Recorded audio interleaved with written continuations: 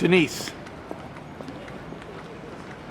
we are in Manchester, but you're homeless where? In Cornwall. Okay, and that's in England. Yes. United Kingdom. Yeah. I forget you're from America. So we're both having a little bit of a surreal moment here because we've known each other online for a little bit, and we just met in person for the first time yesterday. Yeah. So you're homeless. Yes, I'm back in supported housing. The first time I was in supported housing, I'd just come out of rehab. I'm back in supported housing now as a positive move. You know, it's more to do with my mental health. I don't have any alcohol issues or, substance issues that were the problem before. So yeah, it was kind of, I felt like it was a backward step at first maybe, but the way that my mental health was being affected, I couldn't afford to just flip out and put myself on the street. So I put moves in place so I knew that I got the support. So I'm back in supported housing. I live with 5 other people. And it's, I don't know, it's not a bad place. It's actually a really good house. And for now, it's what I need. It's while I figure out my next steps, basically. So it's been nearly 5 years since I left my flat and my marriage and all of that stuff, which is what put me on homeless in the first place. And it's been a long, hard slog. Not all of it has been roses. But I'm a mental health writer now. I have an online blog, and I spend my time talking about homelessness and sharing my story and my mental health journey and my addiction issues that I've now thankfully overcome, hopefully to educate and inspire people, because we're not write-offs. Just because you're having a bad time, it doesn't mean that you're a no one. You're still a person with a story and with talents and passions and drive, but you can't always put that forward, especially if you're sat on a pavement day in, day out, because nobody seems to give a rat's ass about the situation that you're in. So now that I'm well and I'm recovered and all of that, I'm fortunate enough to be in a position that I can campaign and I can draw attention to this, and that's why we're out today and we're talking to people on the street, and we've been to the homeless summit in Manchester, and we've met other like-minded people, and it's been incredible, and there's obviously a lot of good going on in Manchester, but as we've just seen, we've just walked past 2 guys who clearly are slipping through the cracks, and those are the people that we need to focus on. Not the people that have got the beds and that seem to be okay. It's the people sat by the bins with the trench foot and the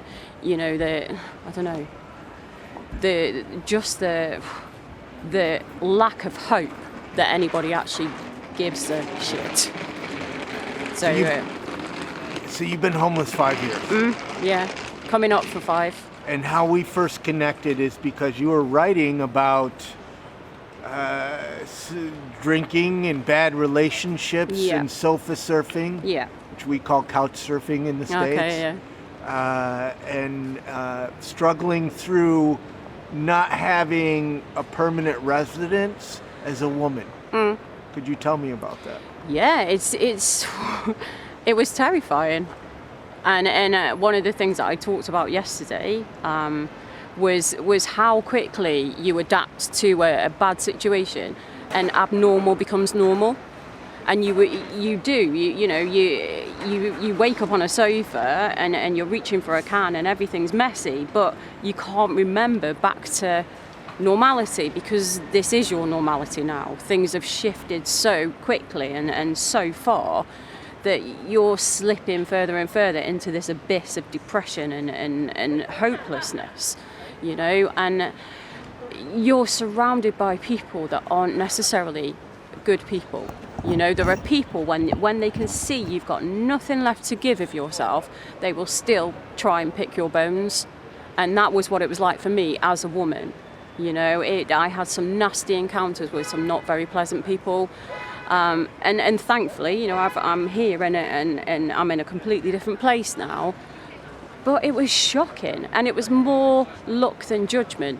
You know, I was a wrecking ball. I was vulnerable. I was intoxicated, and I couldn't think straight. I couldn't even remember some of the situations I was in and got out of. You know, things were that bad, and I look back and it terrifies me. And so now I'm thankful that, you know, I'm here and I'm in one piece and everything like that. But I would never, ever wish that on my worst enemy. And what people don't understand, so from what I know of what you were going through, your drinking increased because you were wanting to forget. You were wanting. Absolutely, yeah. It was denial. You know, my marriage had broken down. I knew that I was going to lose the flat that we lived in. I had to rehome my pets. Everything that we'd pulled together as a couple over the years was going, and I didn't want that to happen, but I couldn't prevent it, and so I just pretended that it wasn't going to happen until it did happen. And then, you know, I was homeless, and it was horrendous. And so I was drinking more, I was grieving, I was depressed, I was lonely, I was scared for my future. You know, I didn't have the coping mechanisms for that, and so I drank to escape. And, you know, and the depression fed the alcohol, and the alcohol fed the depression, and it just went into this vicious circle of chaos. How'd you get out? How'd you stop the vicious circle? I sought professional help. I knew that I couldn't carry on the way that I was going. I didn't want to carry on the way that I was going. I either wanted it to be over and be dead, or I needed to be in recovery. And so I chose recovery, and I went into detox, and I did rehab, and I stuck to the program religiously, and it worked. And I came out, and I'm nearly 2 years sober now, the 29th of this month. Congratulations. Well, thank you. Yeah, that will be my anniversary. Yeah. Now here, detox, because healthcare, everybody has healthcare here. So I'm assuming the medical healthcare system kicks in more than it does in the States. Definitely, yeah. So if you want to get sober here, there's support. Where in the United States, there often isn't support. Yeah, we're lucky. I mean, for me in Cornwall, definitely. I probably waited about 6 weeks, I think, for a bed in detox. And it was professionally run. The staff were fantastic, and you know, I really had the support that I needed. And I was very, very lucky. You know, my support work, I had to argue against another 4 or 5 people to get me my beds. It was whoever had the best worker behind them with the best case, that was who got the treatment, you know, and I was lucky enough that I got mine, and I'm thankful that I stuck with it, and I'm here now. So,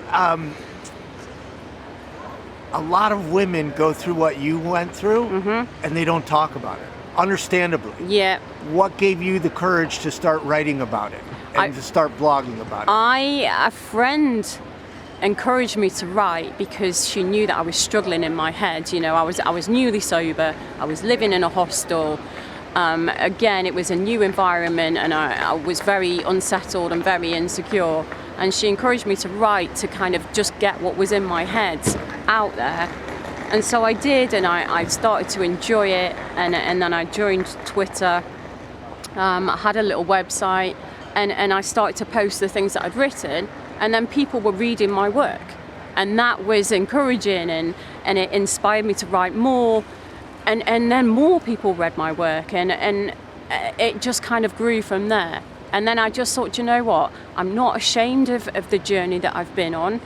You know, people see it as a shameful thing. When I was ill, I was ashamed, but I'm not now, you know, and I can see that I probably couldn't have prevented a lot of what happened to me from happening.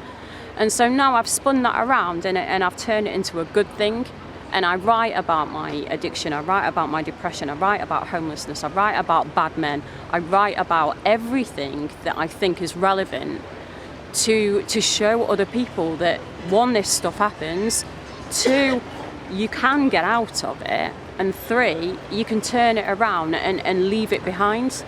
And that's what I'm doing now, you know.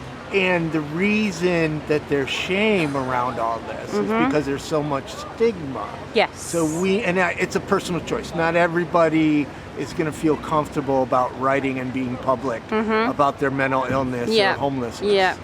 But you're writing, and you just produced an animated film. Yes. You know? Yeah.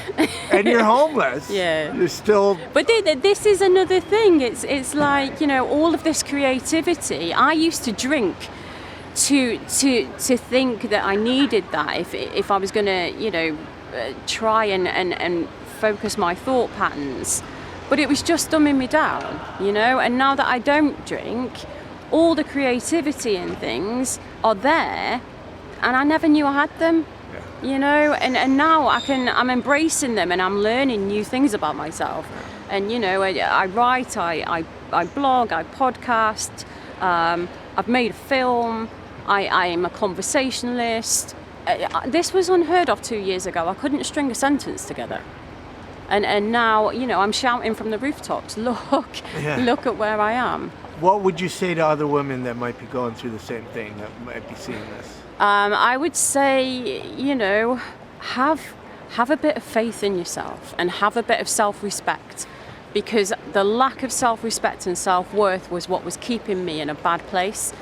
And if you can look in the mirror and just think, you know what, I'm worth more than this, whatever your situation is, if it's making you unhappy and you've got an ability to change it and start making that change, and you will be transformed, you know. It takes courage, but it's worth taking the risk, you know, because you know where you are, you know what you've got, but you don't know what you've got to look forward to. And if you don't try, you're never going to know that. So that would be my message. If you had 3 wishes, what would they be?